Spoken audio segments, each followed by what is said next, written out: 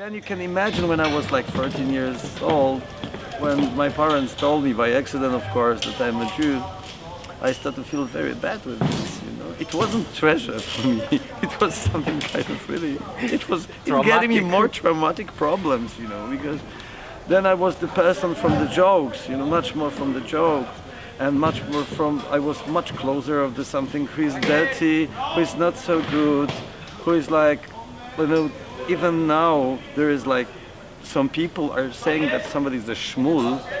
In Poland, especially in the countryside, when somebody is shmul, it means that somebody is dirty, and somebody is even nobody.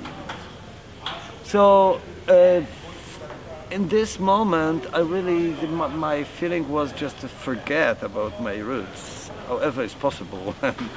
And I really kept this secret for many years in like my inside world, my inner life. And then I start really recognizing that Jewish tradition is like ocean. And I had the feeling that it's a step for me where I can go in and really growing with Judaism and be a part of something really wise and something really big. Mm-hmm. And believe me, it taking me and it takes me so long time to agree with my Jewish part. So be a musician and this is the way how I'm going in the Jewish tradition. I just playing Jewish music. And this is the way how I'm praying, maybe, you know. So it was amazing. I recognized it should do it because, I mean, religious life is not happen, and very often the synagogues are renovated. So it's like you have the beautiful golds, you know, the things around the sculptures, you know, and you can see that depth. You can feel the smell, and the floor is the same, and walls are the same. And in the place in Winesut, it was a place when it was very funny, like teacher, like Rabbi Horowitz or Eli Melech. You know what does it mean for religious people? And then we came there like 8 o'clock. It was, I think, September. So it was like still in Poland. It's still warm. So it was evening, and people came, and there was no electricity. So one of my friends, he just go to the shop and bought like just the small candles. You can get it in IKEA shop, you know, just the small, very simple candles. And he just put them on the floor and put the light on them. And we recognized that for a concert I came for like maybe 100 people, maybe more. And we played duo, clarinet duo. We don't have any microphones.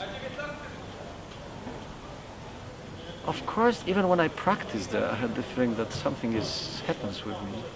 But when I saw the people sitting there, and there was concert, the most important thing what would happen, it was really after the concert. You know, it was amazing because people don't want to go out from the synagogue. You know, they just want to stay there. You know, there was many candles, but they never been there. You know, they just living in the neighborhood, and they just came there. They recognize that they are in completely exotic world. Could you believe it? They start asking, what is this? And what do you play, guys? And what is your relation between the synagogue and you? Why do you hear? What is this? It's music. I never been here. And I recognize that we did something more than we expect. That it was even most important than the music what we play. We just moved people to the place. And I remember one thing, what I never have in my life.